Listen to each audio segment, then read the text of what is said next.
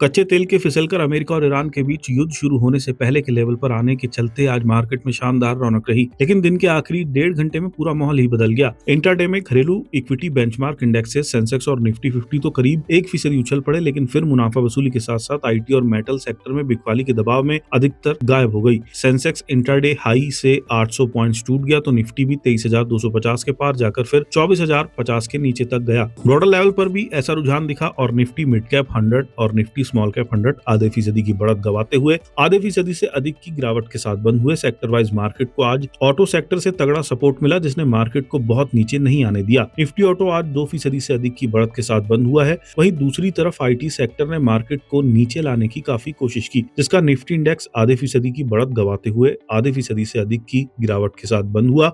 Nifty metal भी 1% से अधिक कमजोर हुआ। वहीं पीएसयू बैंक और प्राइवेट बैंक के निफ्टी इंडेक्स की आधे फीसदी की बढ़त दिन के आखिर तक काफी कम रह गई। ओवरऑल इस रस्साकसी में आज बीएसई पर लिस्टेड कंपनियों का मार्केट कैप 78,000 करोड़ रुपए घट गया, यानी निवेशकों की दौलत में 78,000 करोड़ कम हो गए। इक्विटी बेंचमार्क इंडेक्सेस की बात करें तो आज सेंसेक्स 109.25 पॉइंट यानी 0.14% की बढ़त के साथ 77,100.47 और निफ्टी 50 भी 34.35 पॉइंट यानी 0.14% की तेजी के साथ 24,056.00 पर बंद हुआ। इंट्राडे में सेंसेक्स 811.96 पॉइंट उछलकर 77,803.18 तक पहुंचा था, जिससे ये 810.02 पॉइंट फिसलकर 76,993.16 तक भी आ गया था। तो निफ्टी भी 239.95 पॉइंट चढ़कर 24,261.60 तक पहुंचा था, जिससे ये 222.60 पॉइंट फिसलकर 24,039.00 तक आ गया था। एक कारोबारी दिन पहले यानी 24 जून 2026 को बीएसई पर लिस्टेड सभी शेयरों का कुल मार्केट कैप 4,75,91,553.93 करोड़ था। आज यानी 25 जून 2026 को यह घटकर 4,75,16,125.05 करोड़ पर आ गया। इसका मतलब हुआ कि निवेशकों की पूंजी में 75,428.88 करोड़ की गिरावट आई है। सेंसेक्स पर 30 शेयर लिस्टेड हैं, जिसमें आज 11 स्टॉक्स ग्रीन जोन में बंद हुए हैं। सबसे अधिक तेजी आज इंडिगो, M&M और मारुति में रही। वहीं दूसरी तरफ आज सेंसेक्स पर सबसे अधिक गिरावट पावर ग्रिड, BEL और टेक महिंद्रा में रही। 29 जून को कैसी रह सकती है बाजार की चाल? हेडगेट.इन में एसोसिएट वाइस प्रेसिडेंट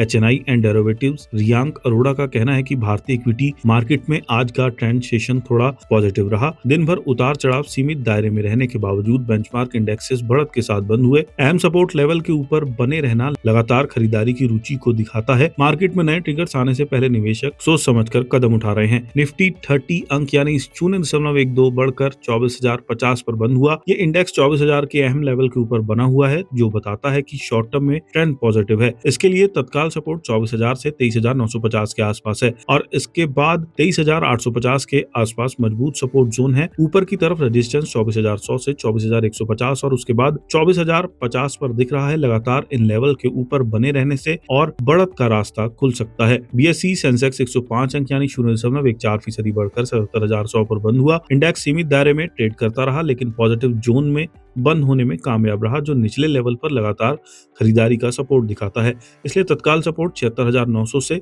76,700 के आसपास है, जबकि रेजिस्टेंस 77,300 से 77,500 के पास दिखा रहा है। इस जोन के ऊपर ब्रेकआउट से बुलिश मोमेंटम और मजबूत हो सकता है। कुल मिलाकर मार्केट पॉजिटिव रुख के साथ कंसोलिडेट होता रहा, जिससे पता चलता है कि सेशन के दौरान सीमित बढ़त के बावजूद खरीदारों का दबाव बना हुआ है। जब तक अहम सपोर्ट लेवल बने हुए हैं, तब तक मार्केट का स्ट्रक्चर पॉजिटिव बना रहेगा। ट्रेडर्स अच्छे रिस्क मैनेजमेंट के साथ गिरावट पर खरीदारी की रणनीति अपना सकते हैं, क्योंकि मुख्य ट्रेंड अभी भी पॉजिटिव है। बिगवर्क रेटिंग्स में हेड ऑफ रिसर्च राजीव शरण का कहना है कि ब्रांड क्रूड की कीमत गिरकर लगभग $73 प्रति बैरल पर आना ग्लोबल कमोडिटी मार्केट की कहानी में एक बड़ा बदलाव है। ये बदलाव मांग में कमी के कारण नहीं, बल्कि जियोपॉलिटिकल तनाव कम होने की वजह से आया है। अमेरिका और ईरान के बीच सीज फायर समझौते के बाद होर्मुज जल डमरू मध्य से जहाजों की आवाजाही फिर से शुरू हो गई है। इससे सप्लाई में आई हुई रुकावट दूर हो रही है। दुनिया के तीसरे सबसे बड़े क्रूड आयातक देश भारत के लिए निश्चित रूप से अच्छी खबर है। तेल की कीमतों में प्रति बैरल $10 की गिरावट से भारत का सालाना आयात बिल लगभग 12 से 15% अरब डॉलर कम हो जाता है। इससे करंट अकाउंट पर दबाव कम होता है और भारतीय रिजर्व बैंक को विकास को बढ़ावा देने के लिए उधार की लागत को अनुकूल बनाए रखने की गुंजाइश मिलती है। घरेलू बाजारों ने इस पर अच्छी प्रतिक्रिया दी है। 25 जून को सेंसेक्स 77,000 के स्तर को पार कर गया और निफ्टी 24,100 के आसपास मजबूत बना रहा। इसमें ऑटो, एविएशन और लॉजिस्टिक्स सेक्टर के शेयरों ने बढ़त में अहम भूमिका निभाई। भारतीय इक्विटी मार्केट के लिए निकट भविष्य का आउटलुक अच्छा दिख रहा है, बशर्ते क्रूड की कीमतें $70 से $75 प्रति बैरल के रेंज रेंज में स्थिर हैं और मानसून उम्मीद के मुताबिक अच्छे रहे।